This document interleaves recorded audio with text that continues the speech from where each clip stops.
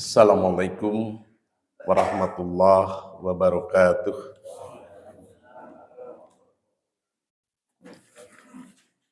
Alhamdulillahirabbil alamin wa bihi nasta'inu ala umuri dunya waddin. Asyhadu an la ilaha illallah ar-rahmanur rahim wa asyhadu anna Muhammadan abduhu wa rasuluhu min akhiril anbiya'i wal mursalin. Amma ba'd. Alhamdulillah atas perkenan Allah, pada pagi yang ceria ini kita masih diberikan kesempatan oleh Allah Subhanahu wa taala untuk meningkatkan keimanan dan ketakwaan kita melalui majelis taklim. Dan mudah-mudahan keikhlasan hati untuk melaksanakan ibadah ini, mudah-mudahan Allah melimpahkan rahmatnya kepada kita sekalian. Iman rahimakumullah, judul yang akan kita bahas pada kesempatan pagi ini adalah zikrul khaliq wa zikrul khalqi. Allah mengingat kita dan kita mengingat Allah. Jadi yang akan kita bahas mengenai zikir. Zikir Allah dan zikir hamba, makhluk khalqi. Ingatnya Allah kepada kita dan ingatnya kita kepada Allah. Dikatakan bahwa zikir atau ingatnya Allah kepada hamba, pada kita, itu lebih besar dari ingatnya hamba, ingatnya kita kepada Allah. Zikrullah akbaru min zikrina. Jadi ingatnya Allah kepada hambanya itu jauh lebih besar daripada kita ingat kepada Allah. Yang seharusnya justru ingatnya kita kepada Allah itu harus lebih besar, lebih banyak setiap saat. Tapi kenyataannya memang demikian. Biasanya orang mah ingat narik kerebutuh. Allah deui. Disinilah kejembaran Allah Subhanahu wa taala terhadap hambanya.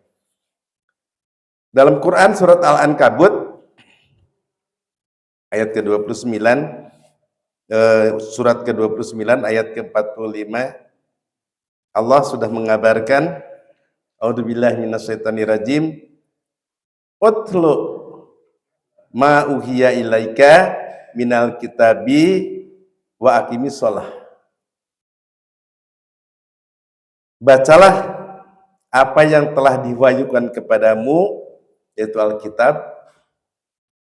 Jadi Alkitab itu bukan Injil dan Taurat saja. Ternyata memang Quran disebut Alkitab.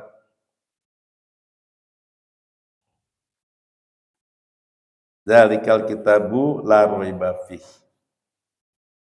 Bacalah apa yang telah diwahyukan kepadamu, yaitu Alkitab, dan dirikan sholat. Jadi yang pertama, kita membaca Al-Quran, mengenal Al-Quran, wawuh jeung Quran. Dari situ kita akan paham betul bahwa sholat itu diperintahkan oleh Allah Subhanahu wa taala. Jadi di ayat ini ada dua perintah yang ditugaskan kepada Nabi Shallallahu Alaihi Wasallam, ya tentunya juga kepada umatnya, kita sekalian yang iman kepada Nabi Shallallahu Alaihi Wasallam, yaitu diperintahkan untuk membaca Alkitab, Al-Quran. Dan perintah yang kedua adalah untuk mendirikan sholat. Jadi sholat didirikan itu artinya sholat yang tidak pernah kosong, sholat yang tidak pernah bolong, tegakkan, jangan sampai roboh, jangan sampai runtuh. Hal ini ditegaskan dalam sebuah hadis yang diriwayatkan oleh Imam Al-Baihaqi, di mana Rasulullah SAW bersabda, as-sholatu imaduddin. Ya apal keur budak baheula. Keur budak keur SD lah. SD teh berarti tahun 60-an yang urang nya urang tahun 60. Yang lahir tahun 50-an mah SD teh tahun 60-an. Genep hiji dijangkung diukur jangkung gitu tah. Terus itu cenah kieu nya baheula Can tepi wayahna teu asup gitu.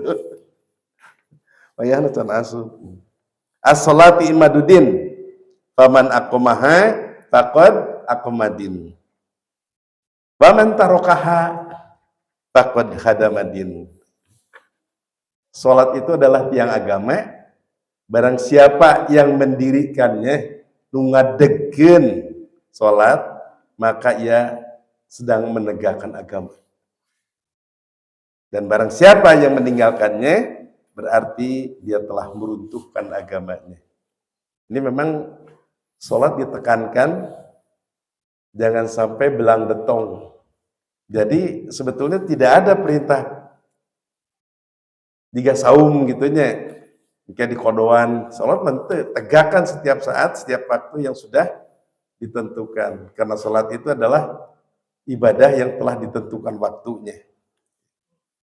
Kembali kepada ayat tadi, inna sholata tanha anil fahsa iwal munkar.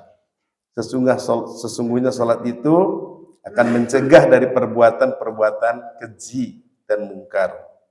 Wala zikrullahi akbar. Dan sesungguhnya mengingat Allah, sholat itu mengingat Allah adalah lebih besar keutamaannya daripada ibadah yang lain. Jadi sudah jelas. Sudah ditentukan oleh Allah bahwa pahala daripada sholat itu adalah pahala yang tidak bisa ditandingi oleh ibadah-ibadah lain. Oleh karena itu, sholat tidak boleh ditinggalkan.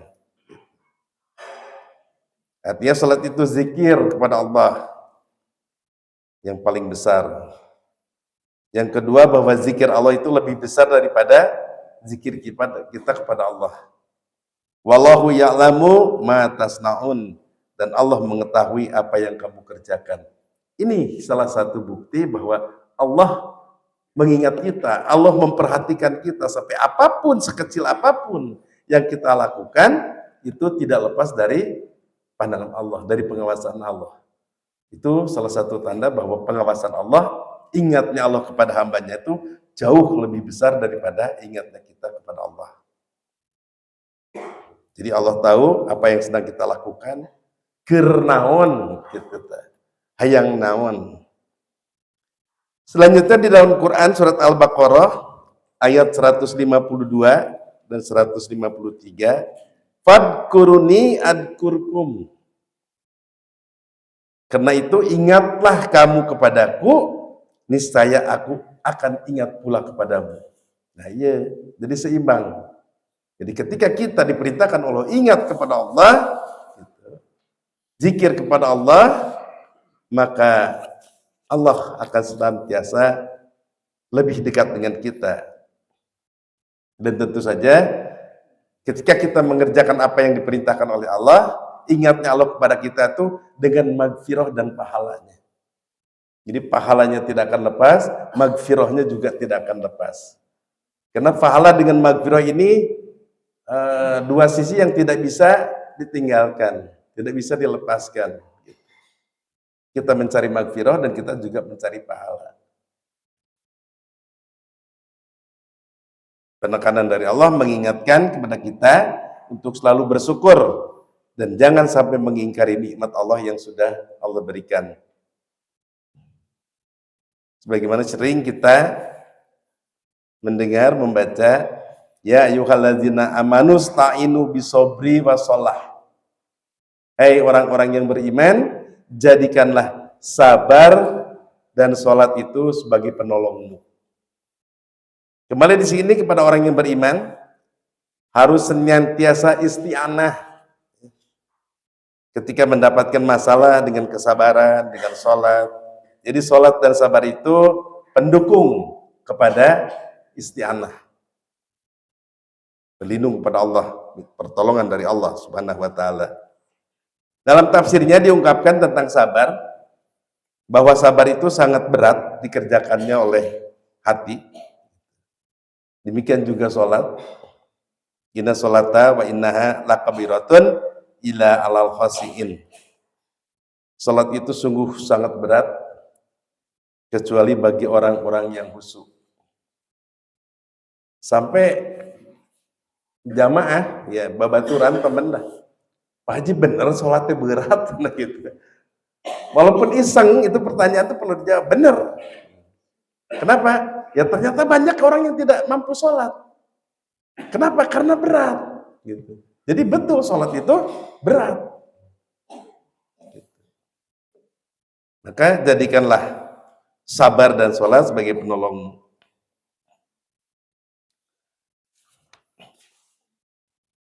Wasta'inu bisobri wa sholat wa innahala kabiratun ila alal khosiin. Jadikanlah sabar dan sholat sebagai penolongmu, dan sesungguhnya yang demikian itu sungguh berat kecuali orang-orang yang khusyuk. Jadi alhamdulillah ketika kita melaksanakan sholat, apalagi kita sudah terbiasa dan meyakini bahwa abdolu bagi laki-laki itu berjamaah di masjid, itu sudah melekat pada diri kita, sehingga ketika kita tidak berjamaah ada sebuah perasaan apa ya, perasaan dosa gitu ketika kita tidak mampu berjamaah gitu. Jadi sholat itu memang berat, apalagi berjamaah. Tapi kadang-kadang ketika ada teman atau sahabat siapapun, lalu penting mah sholat we atuh ketika kita ajak berjamaah gitunya, kurang tadi diingetan gitu, cobalah berjamaah sekali-kali gitu. Lalu penting mah tuh sholat ini sok loba urusan teh gitu, seperti itu. Jadi cukup dengan itu saja sudah merasa bahwa itu gugur kewajiban. Memang harus sabar, dimulai dari menunggu. Memang berat Pak kadang-kadang. Kita menunggu waktu, datangnya waktu duhur katakanlah ya gitu. Jadi ada orang yang sedang baru mau belajar sholat gitu kan. Terus eleke seking jam 11, terang teh eleke seking Pak. Orang Sunda mah ya eleke seking teh daek cicing. Hayang geura sholat, padahal sholat hari tadi karena jam 11 gitu. Nanyakeun cenah, sholat duhur jam sabaraha? Hari tengah jam 11. Cek babaturan teh ke jam 12 kurang 5 cenah. Kumahanya jam 12 mah mungkin kuring aya perlu cenah. Angge sholat ayeuna dor we sholat manehna gitu. Nah, seperti itu. Itu makanya berat ya. Ada pernyataan dari ulama yang sudah disetujui bahwa tidak ada sholat fardu kecuali setelah masuk waktu sholat. Itu mutlak. Dan disepakati oleh seluruh ulama bahwa sholat yang dikerjakan sebelum waktunya, baik itu sengaja, lupa, maupun tidak sengaja, gitu, hukumnya tetap tidak sah. Jadi ketika sholat belum waktunya, tetap tidak sah. Ketika imut, gening kakara adzan, wayahna sholat deh. Ketika orang geus beresnya, assalamualaikum, assalamualaikum, Allahu akbar, har, gening kakara adzan, yang tadi tidak sah, sholat lagi. Itu para ulama setuju, sepakat, tidak ada yang membantah. Jadi karena sholat itu kewajiban orang yang mukmin yang ditentukan waktunya. Inna sholata kanat alal mukminina kitabam mauquta. Itu ada di dalam surat An-Nisa ayat 103.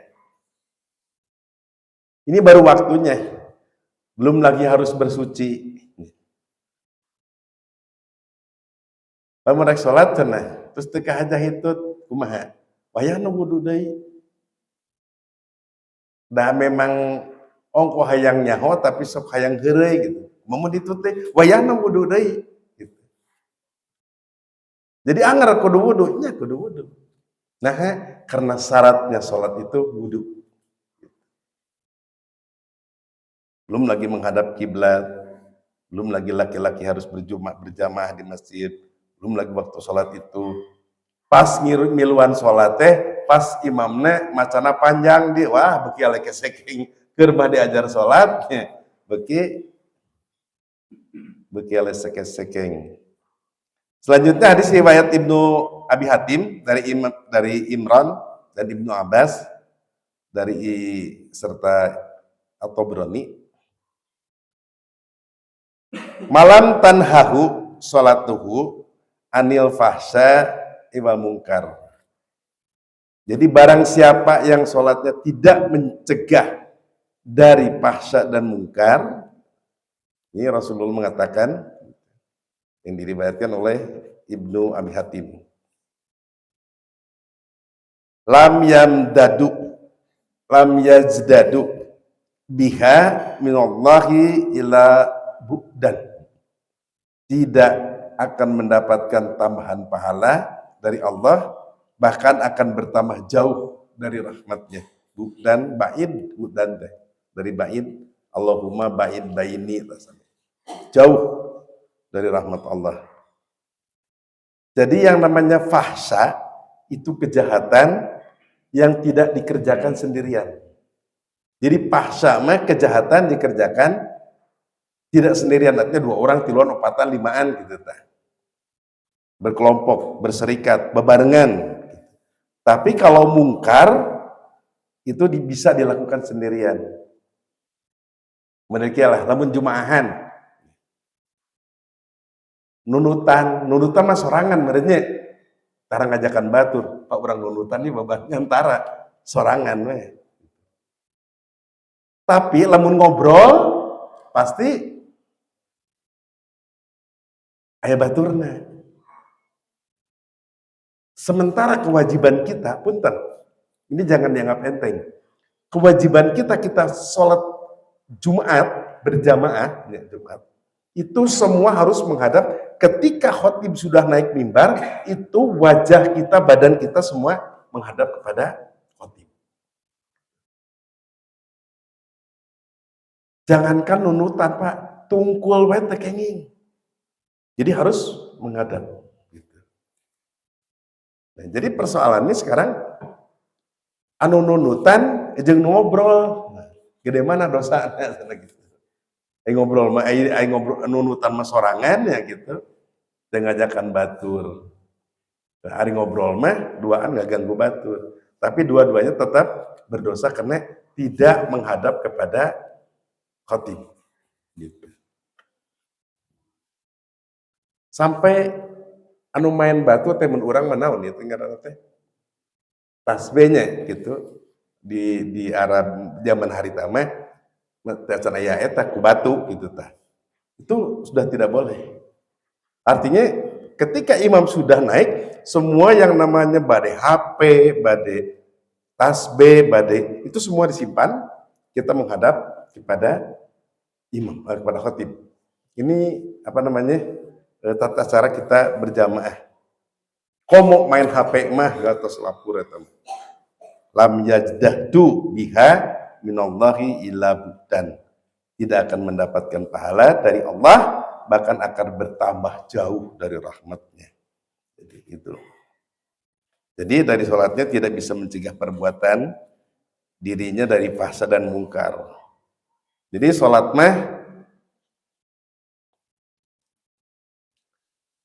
fahsya jeung munkar teh gitu harus memang diala, harus didapatkan dari fahsya, menjauhi fahsya dan mungkar itu harus kita dapatkan gitu, untuk menjauhi itu.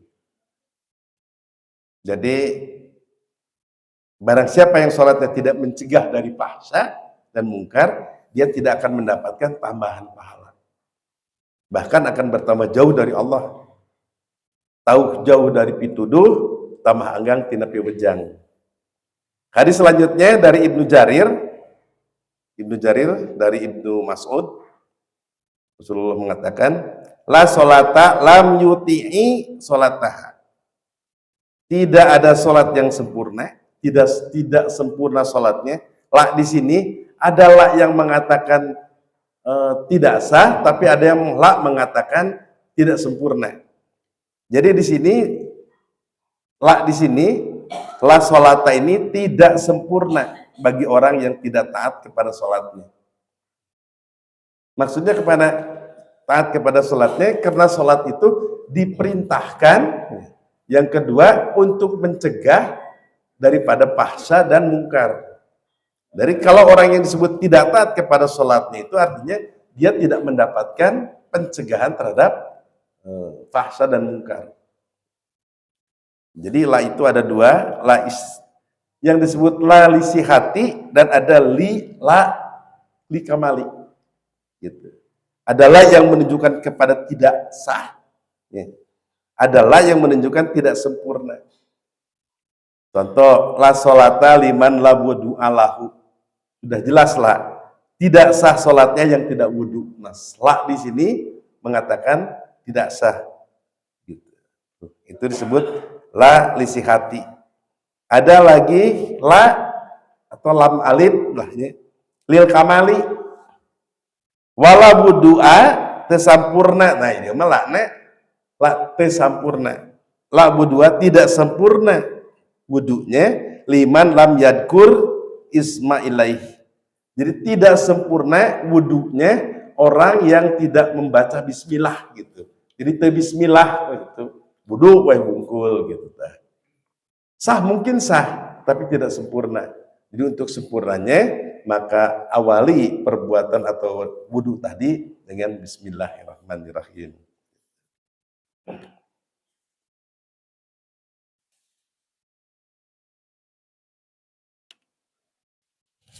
Selanjutnya, wa ta'atu sholati antanhahu anil fahsya wal munkar. Hadis riwayat Ibnu Mas'ud. Ibnu Jarir dari Ibnu Mas'ud. Dan taat kepada sholat itu ialah kepada mencegah dari fahsya dan munkar.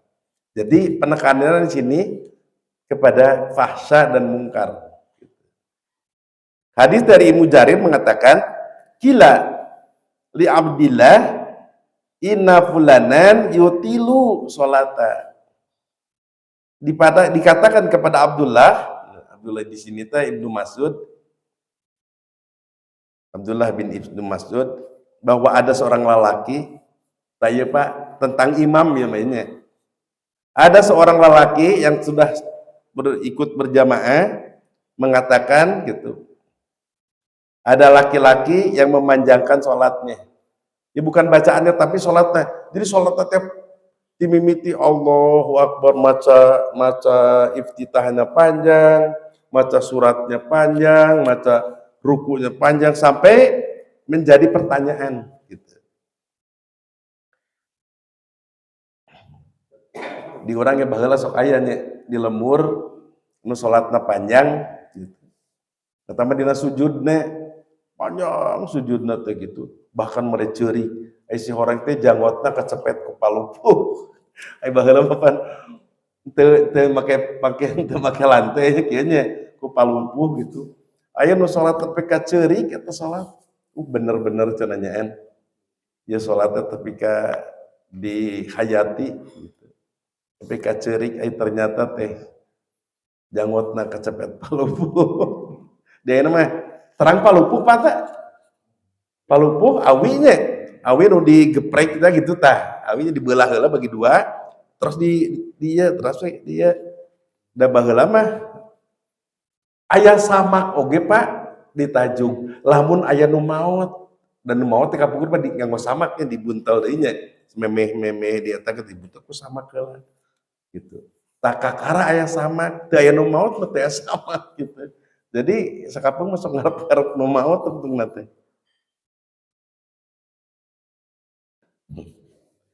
Jadi ada yang panjang memanjangkan sholatnya dan dilaporkan kepada Ibnu Mas'ud. Jawab Ibnu Mas'ud, inna sholata la tanfa'u illa man ata'aha. Jadi sungguh sholat itu tidak ada faedahnya, mau panjang mau pendek, kecuali bagi orang yang taat kepada sholatnya. Kembali, jadi kepada mencegah fahsya dan mungkar. Rek panjang mangga, rek pendek mangga, gitu. Nu penting mah hasil daripada sholatnya. Gitu. Saya nu kedah dia teh, nu kedah jadi perhatian kita masing-masing bahwa hasil dari sholat teh aya beda lah di masyarakat teh. Lamun teh mah manehna teh orang teh baik, berarti mah tukang sholat gitu.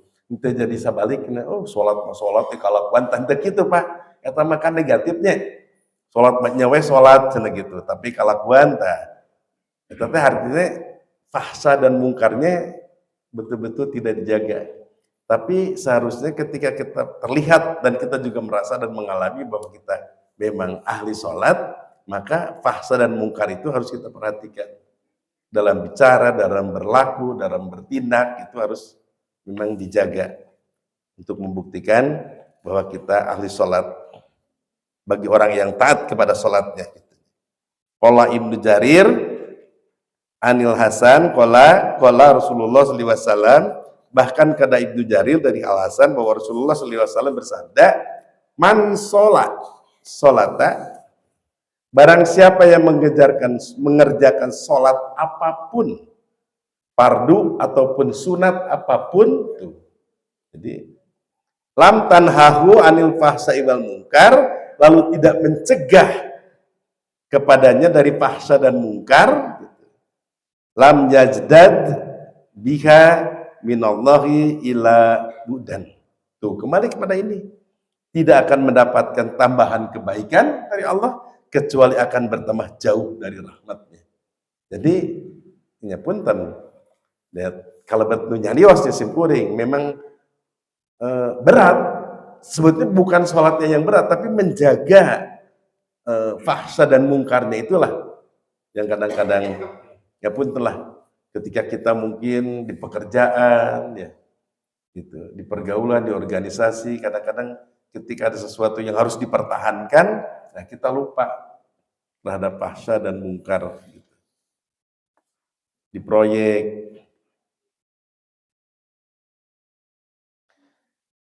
Anjabirin qala rajulun li Nabi sallallahu alaihi wasallam. Dari Jabir, ada seorang lelaki datang berbicara kepada Rasulullah sallallahu alaihi wasallam, inna fulanan yusolli bilaili. Kata si fulan, katanya dia, si fulan, si eta cenah gitu. Manehna teh tadi salat tahajud, salat malam gitu. Faida asbaha saroko, tapi isuk-isuk maling senal tah kitunya. Padahal mah tadi teh tahajud si eta teh gitu. Tapi isuk-isuk dari maling gitu. Maling senal atau maling naon gitu. Qala sayanahahu ma taqulu. Maka sabda Rasulullah SAW, kelak kemudian juga dia akan berhenti dari pekerjaan terlarang apa yang kau katakan. Jadi suara Rasulullah teh kena cenah ari ngesok tahajud mah gitu. Mungkin tadi teh bisa aja terpaksa kan engke ge da bakal eling. Lamun utara salat tahajud urang masuk dibaliknya. Lamun ainu salat terus berbuat sesuatu teh salat siapa kalakuan gitu nya. Tapi suara Rasulullah ketika dia masih salat apalagi tahajud, ketika dia berbuat sesuatu antep we. Insyaallah nanti akan balik gitu. Dari sholatnya itu. Nah itulah gitu. Jadi pentingnya sholat itu bahwa sholat itu kan akan mencegah daripada fahsya dan mungkar. Jadi biarkan saja, nanti dia akan kembali kepada kebenaran maksudnya gitu. Akan meninggalkan apa yang kamu katakan tadi, mau tehnya gitu.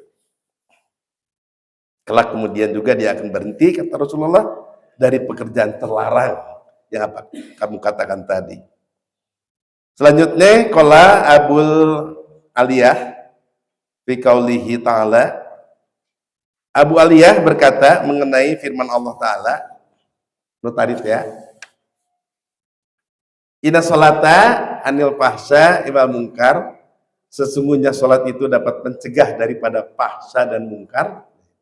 Seharusnya kan itu tujuan sholat itu, seharusnya mencegah daripada fahsya dan munkar. Qala inna sholata fiha salasu hisoli, sesungguhnya sholat itu mengandung 3 unsur. Ada 3 unsur dalam sholat itu.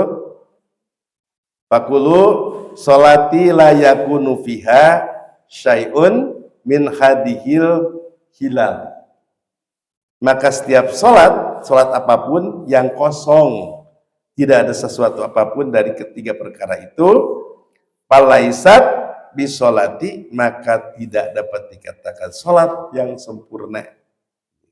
Jadi tidak disebutkan tidak sah, tapi tidak sempurna gitu.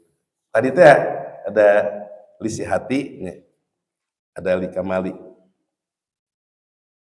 Apa saja unsur yang 3 itu? Al-ikhlas, wal khosyah, wa zikrullah. Jadi unsur yang 3 itu adalah ikhlas, wal khosyah, ada rasa takut kepada Allah, sehingga sholatnya betul-betul diperhatikan. Itu caliwera. Apal caliwera? Pak Wahyudi apal itu caliwera? Caliwera. Terhusuk. Yang kedua, wahusyah, takut itu. Dan yang ketiga, zikrullah. Jadi zikir kepada Allah.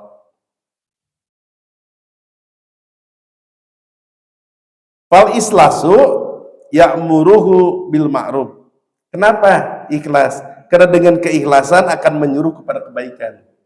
Karena keikhlasan hati, maka hati itu akan menuntun kepada kebaikan. Karena ikhlas.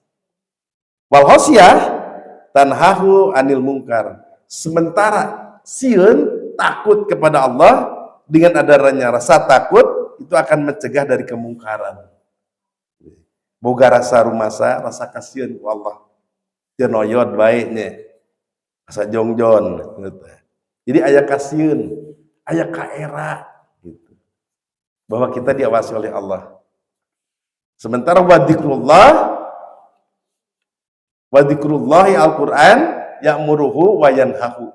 Serta zikrullah yaitu Quran. Kembali kepada Quran. Tadi sholat dengan Quran. Quran yang menyuruh dan melarangnya. Artinya harus mengenal Al-Quran. Dibaca, dipelajari. Di samping itu karena Al-Quran juga disebut sholat.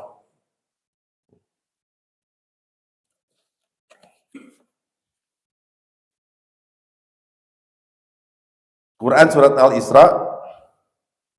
Akimi sholata liduluki samsi ila gosakil laili wa qur'anal fajri. Kalimatnya wa qur'anal fajri. Padahal Quran di sini adalah sholat. Ya, betul nggak? Wa qur'anal fajri itu sholat subuh, sholat fajar. Tapi di sini dikatakan wal qur'anal fajri, inna qur'anal fajri karena sudah. Ini yang menyatakan dan menerangkan bahwa kalimat Quran itu juga adalah sholat. Jadi, ada kalimat wa Qur'anal fajri. Maka bukan harus baca Al-Quran, maka sholatlah di waktu fajar. Gitu. Kenapa? Inna Qur'anal fajri, karena sholat subuh itu, gitu, karena mashuda akan disaksikan oleh 2 malaikat. Artinya malaikat yang tugas malam dengan malaikat yang tugas siang. Ketika yang tugas malam belum pergi, yang tugas siang sudah datang. Jadi kedua-duanya mencatat dan menyaksikan ketika kita sholat subuh. Itu keuntungannya, Pak. Ketika sholat subuh itu. Makanya kenapa harus di awal waktu? Karena akan disaksikan. Tapi kalau di luar waktu itu, malaikatnya sudah berganti.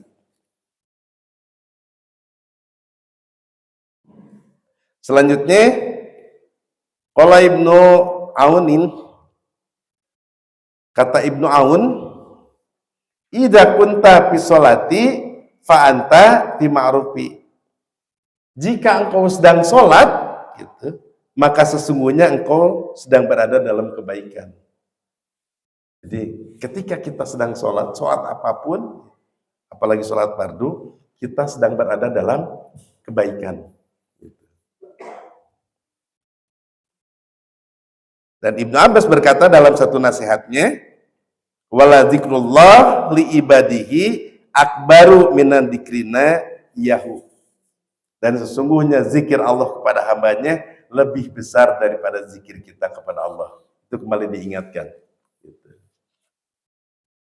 Ini untuk lebih mempertajam kehusuan kita. Semakin kita husu, maka semakin dekat kita, semakin ingat kepada Allah. Semakin kita ngolemar, caliwera, maka semakin jauh dari ingat kepada Allah.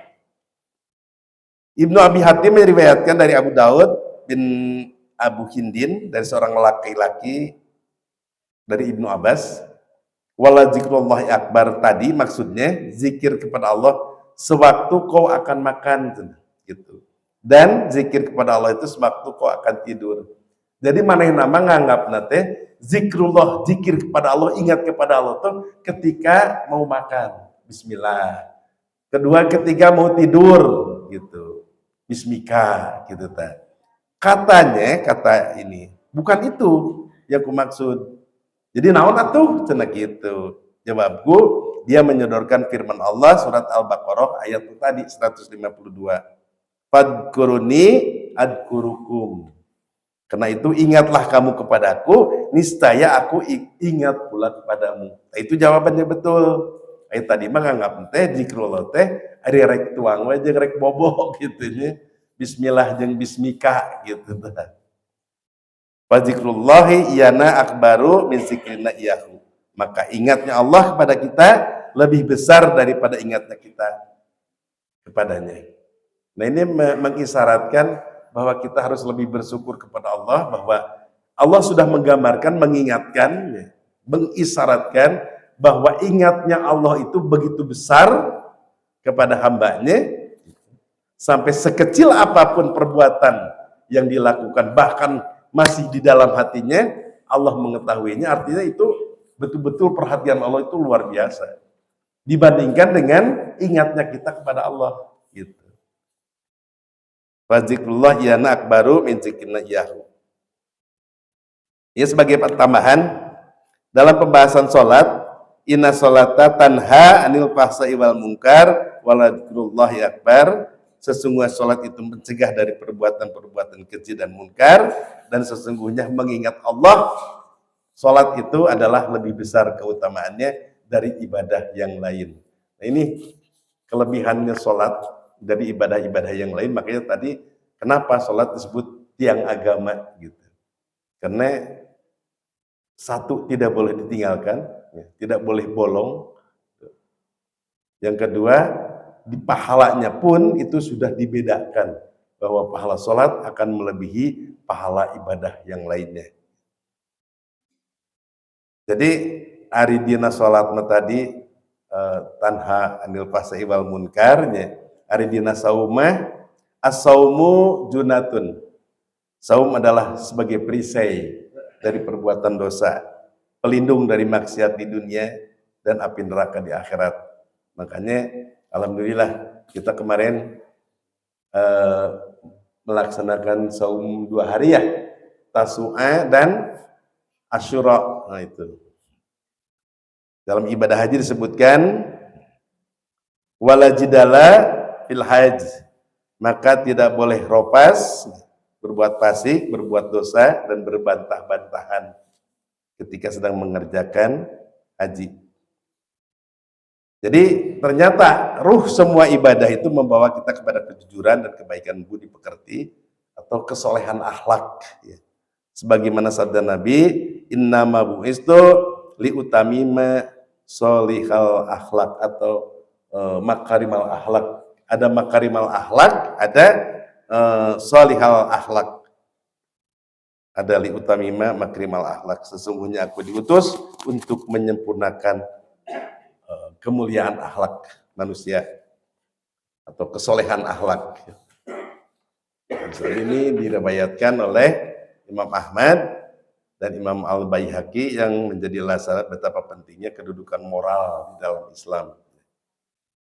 Moral seperti rasa malu, terbuka kaera, tete bukan akhlak Islam. Islam harus mempunyai rasa malu. Oleh karena itu, sabda Nabi dalam sebuah hadis dikatakan al-haya'u minal iman, bahwa malu itu bagian daripada iman.